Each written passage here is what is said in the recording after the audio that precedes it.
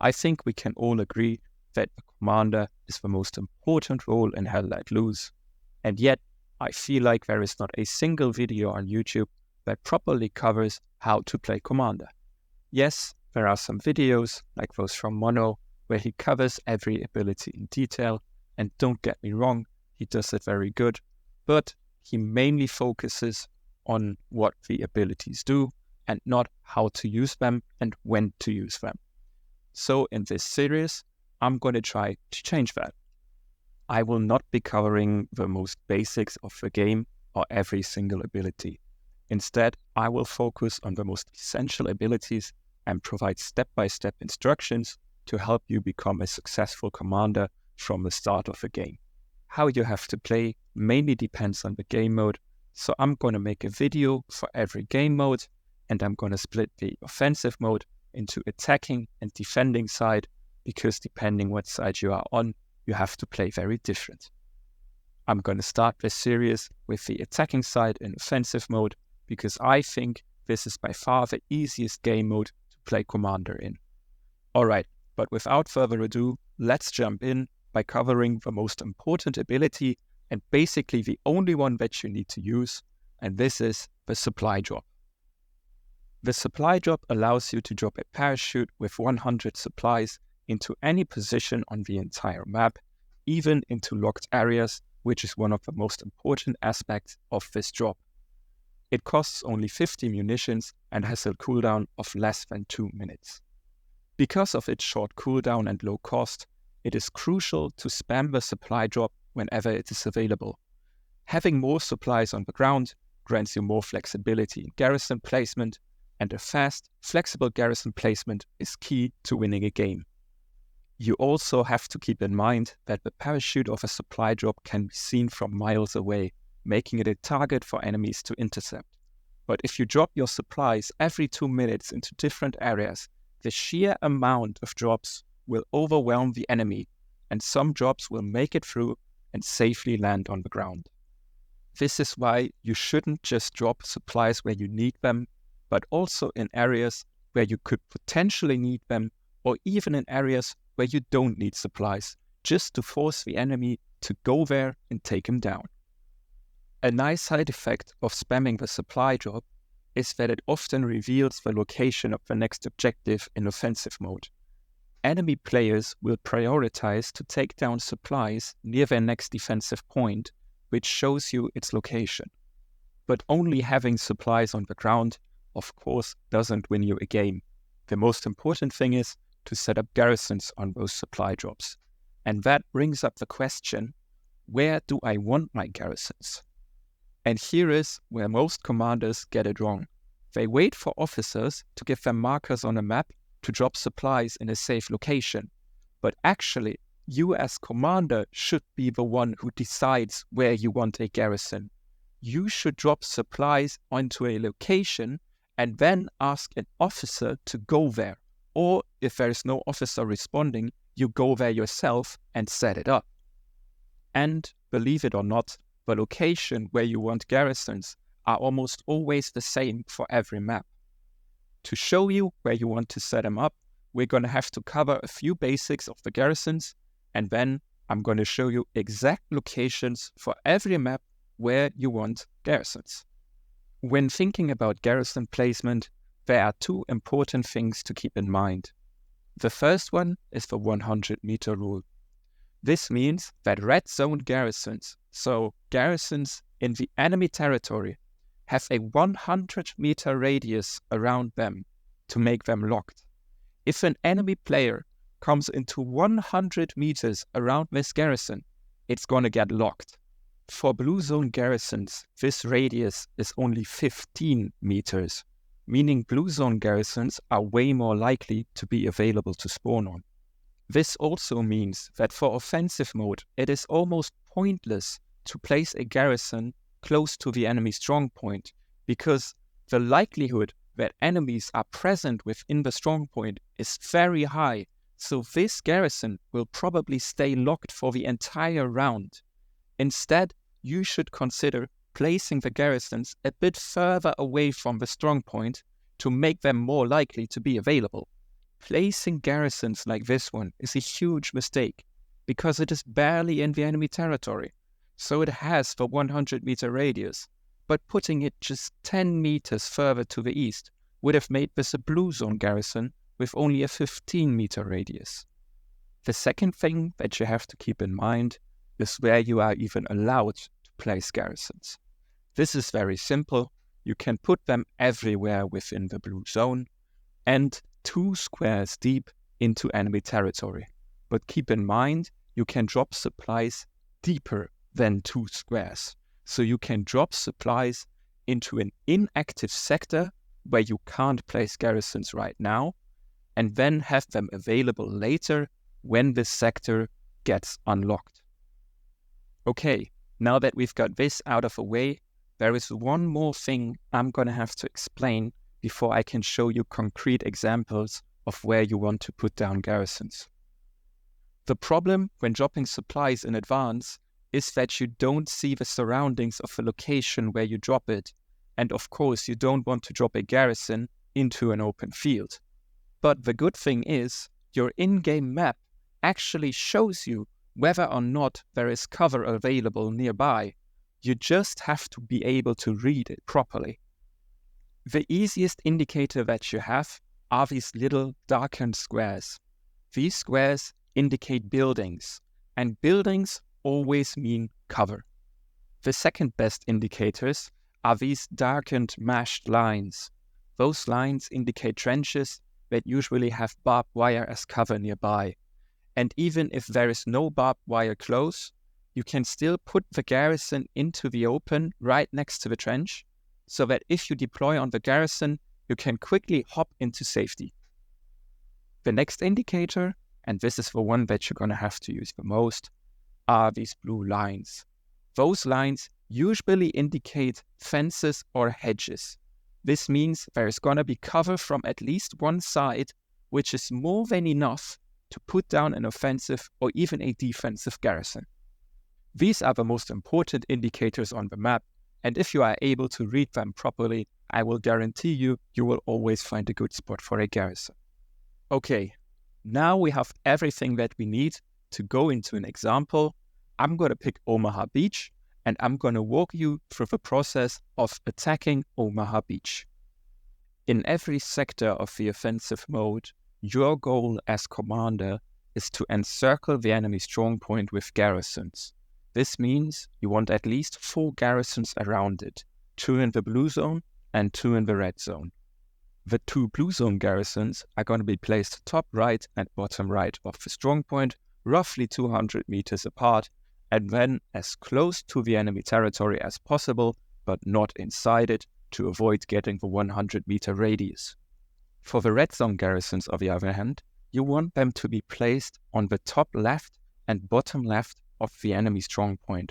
You want them as close to the locked territory as possible and roughly 150 to 200 meters away from the enemy strongpoint to make sure these garrisons are available to be spawned on.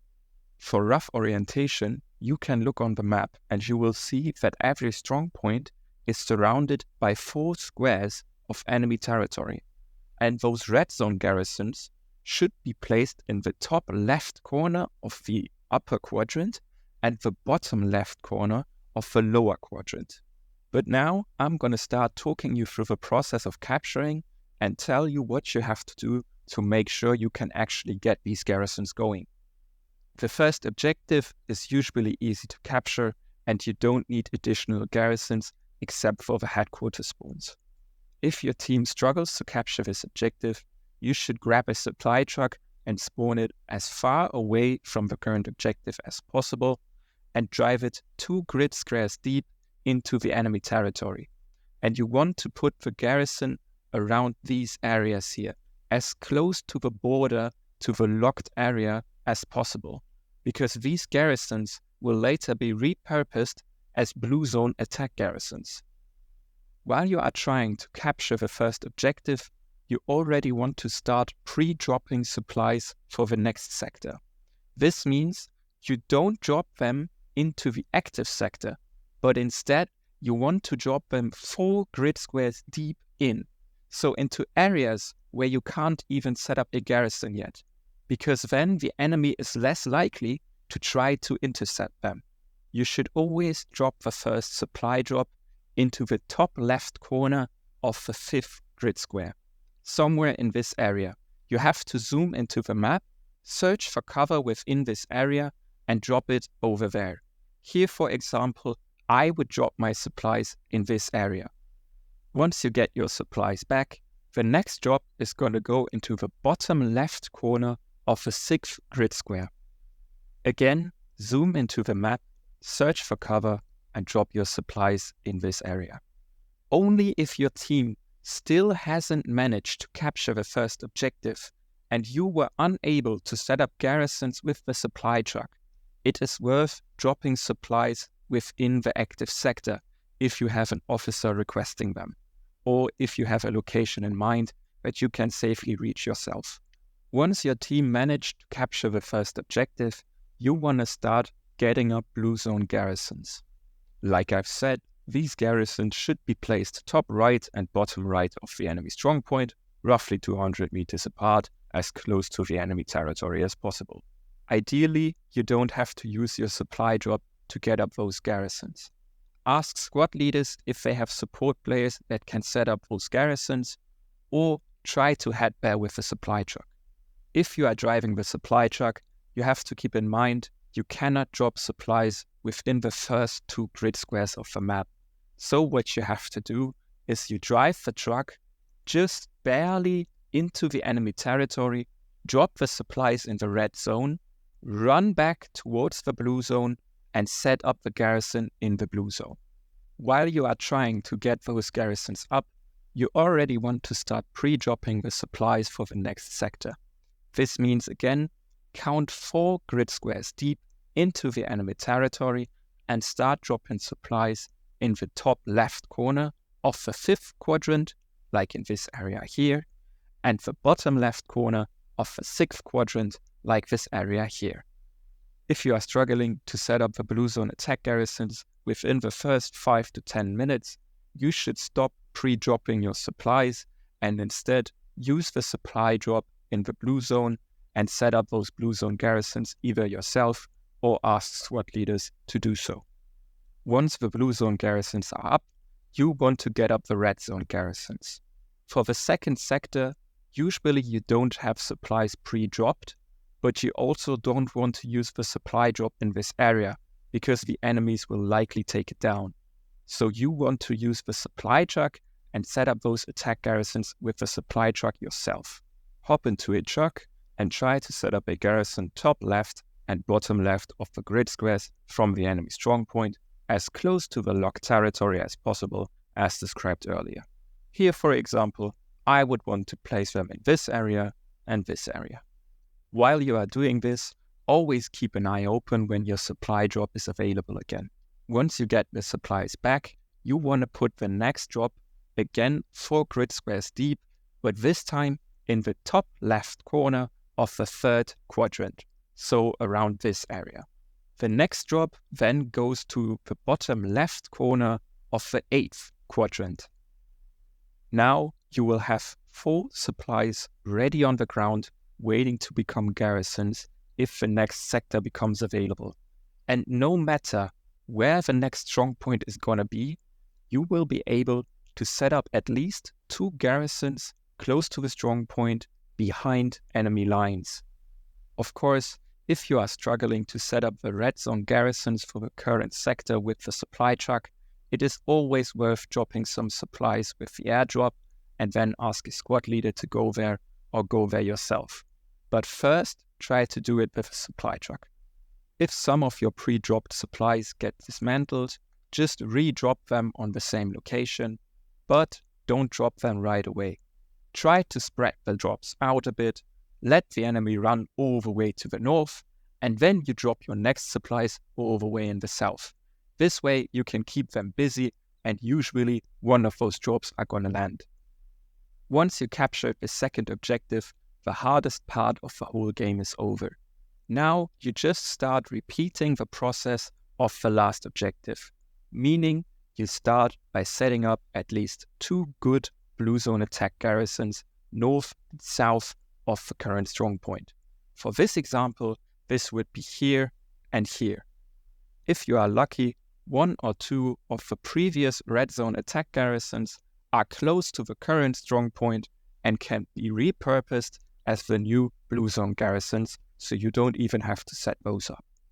The good thing is that through the pre-dropped supplies, you already have supplies for the red zone on the ground, so either ask your squad leaders to go there and set them up, or if they don't do it, grab a supply truck, drive over there, set up the garrisons on the supply drops.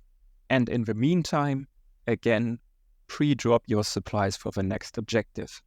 Count 4 grid squares deep in, start by dropping supplies top left corner of the 5th and bottom left corner of the 6th quadrant, and then, if you have those down, move up to the north, drop one top left corner of the 3rd and bottom left corner of the 8th quadrant.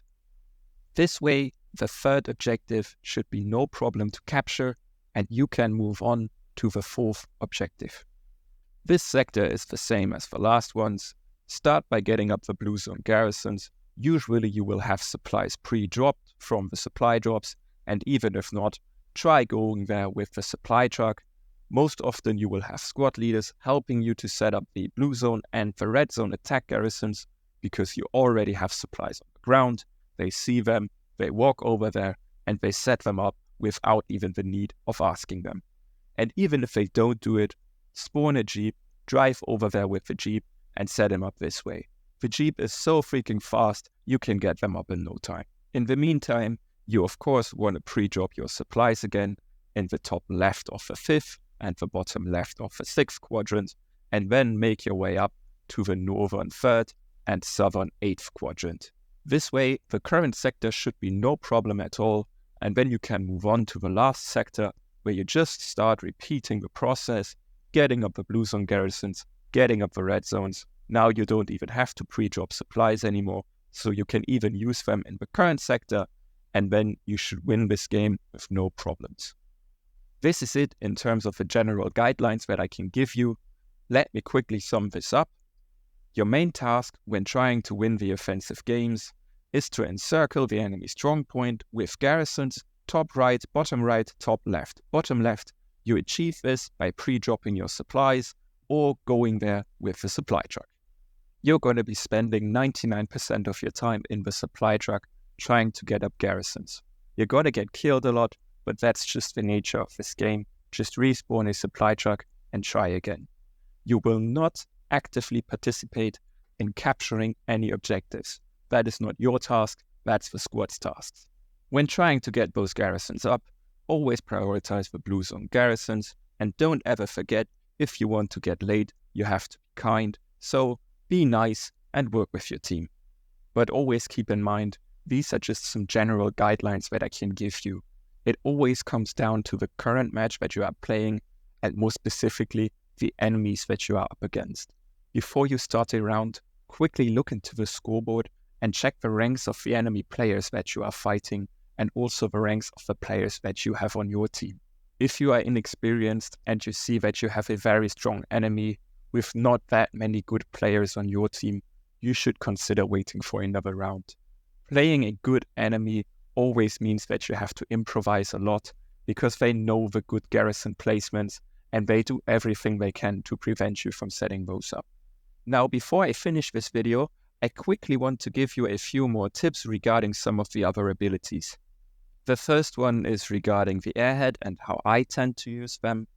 I usually avoid dropping them far away from the strong point, because the main advantage of an airhead is that it can be very close to enemies and still be available in enemy territory. This is why I prefer dropping an airhead rather close to the strong point and secure it either with friendlies or with a bombing run. For example, if you have a large concentration of friendly infantry pushing towards the strong point, but you see they are struggling, they are not quite breaking through, I just drop the airhead right on their heads, because you can be sure they're going to secure it, and they have a spawn point even closer to the strong point from which they can make the final push. If I don't have such a concentration of infantry yet, and I still want to use the airhead, I drop it close to the enemy strong point, I would say roughly 50 meters away, and then time it correctly with the bombing run to make sure when the airhead lands, the bombing run explodes over it, and any infantry that try to intercept the airhead is going to get killed by the bombing run. To get this timing right, you have to look on the circle that starts filling up once you drop the airhead, and if the circle reached the first corner of the triangle from the airhead, so that's roughly 1/3 of the circle, then you want to drop a bombing run, and then it's going to time perfectly and kill everyone who tries to intercept. The second tip is regarding nodes. Often commanders struggle to get their engineers motivated to set up nodes, but this is actually not the case. Most often it is not the engineers that are not motivated, it is their officers who are not talking, and so the engineers can't get their supply trucks to set up those nodes. So what you want to do, you want to have one supply truck waiting in one of the headquarters at all times. You will see engineers will start hopping into that supply truck and set up nodes for you. This problem can be solved even easier if your team doesn't capture the first objective right away, because then you can actually drop supplies within the first 2 grid squares. So you can drop supplies in your headquarters. So just hop into a supply truck and drop 3 boxes of supplies near the headquarters. Just be sure to spread them 50 meters apart and don't drop them where your tanks spawn, because otherwise the tank spawns are going to be blocked and you won't be able to spawn a vehicle in. And the last tip is regarding the half tracks. You can use half tracks and they are useful, but you should first get those 4 attack garrisons going, 2 blue zone and 2 red zone garrisons. And then you can take a half track and drive it closer to the enemy strong point, because the half track, even if placed in enemy territory, doesn't have the 100-meter radius on it, which makes it a powerful tool to get a spawn point close to the enemy strong point. Okay, but this is it finally. I know I've told you a lot, but there's still a lot more to cover because this is just such a complex game. I'm considering making a few more videos where I cover some more general tips like those with the airhead. But do me one favor, boys.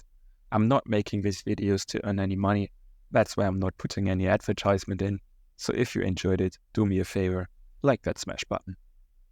I'm going to sign off now, and I hope I can see you in the next video or in-game playing together with me.